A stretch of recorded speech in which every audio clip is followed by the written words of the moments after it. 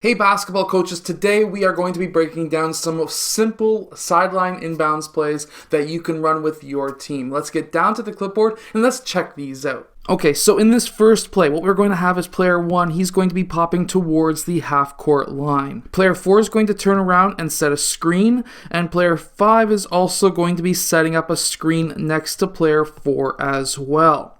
At this time, we're going to have player 2. He's going to be cutting down towards that corner using both 4 and 5 as a screen.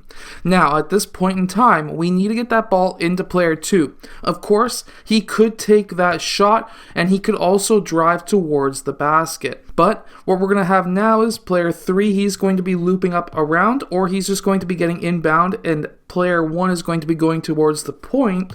And at this time, player 5 is going to be turning around. As soon as player 2 gets that ball, we're going to have player 4 cut towards the basket. So at that time, either player 2 has got made over towards player 2 and his man he's trying to defend, or there may have been a switch, one or the other. Let's say player 2 got through.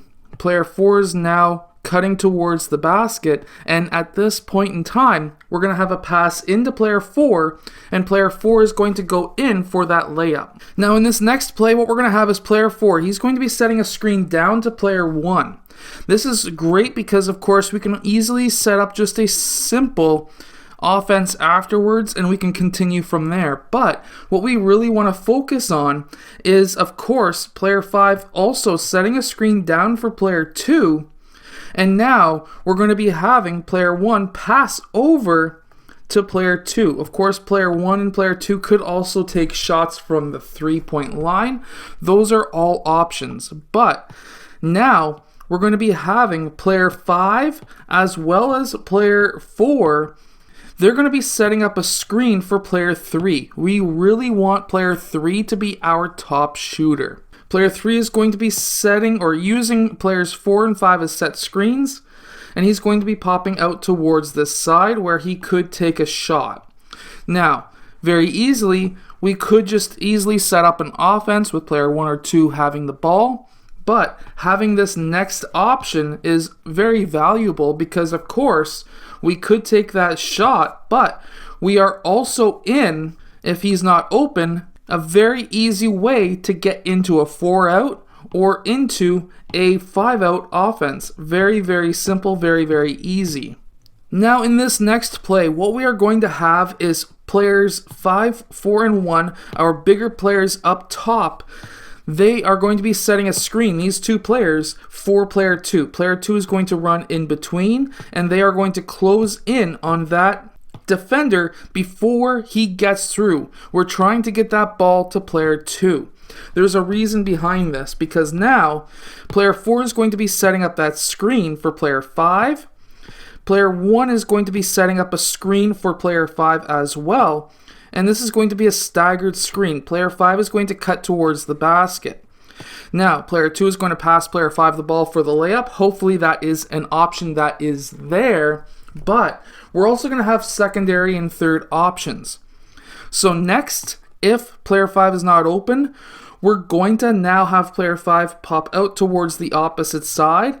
Player 3 has already stepped in bounds. He's going to go and take the same route. Player 3 is going to be the next option. If he's open, definitely hit him up with a shot. If not, now there's a couple of different options. Player 3 can pop out, and now we can either have player 4 set a screen down for player 1 to set up the offense, or we can have player 2 dribble up top and we can set up an offense ourselves, one or the other. Now this next play is very simple. It's going to be a staggered start. So we're going to start with player 1 getting and using player 5 as a screen. If he's open, hit him up. We're going to set up our offense. If player 1 is not open and his defender was able to get around that screen, what we're going to have now is player 1 leaking out, getting away from the next step. The next step is, of course, player 5 moving down towards the low post, and player 4 setting that screen for player 2. Player 2 better be open, because now we will probably run out of time out of bounds, so we need player 1 or 2 open. If player 2 gets that ball, what we're going to do, obviously if player 1 got it at first, we're going to set up our offense. If player 2 gets that ball, now what we can do is have player 2 run the point, and we can have player 3 use 4 and 5 as a screen and head towards that low post, and we may have an easy layup down there.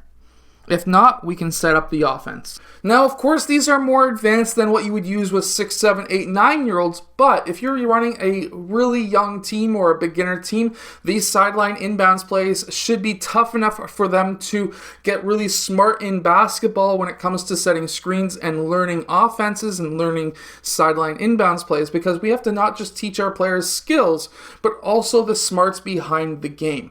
I do believe that 80% of our practices should be at least for skill development, so keep that in mind. That's my own personal beliefs anyways. I'll see you guys again next time. I hope that this video has helped you become a better basketball team.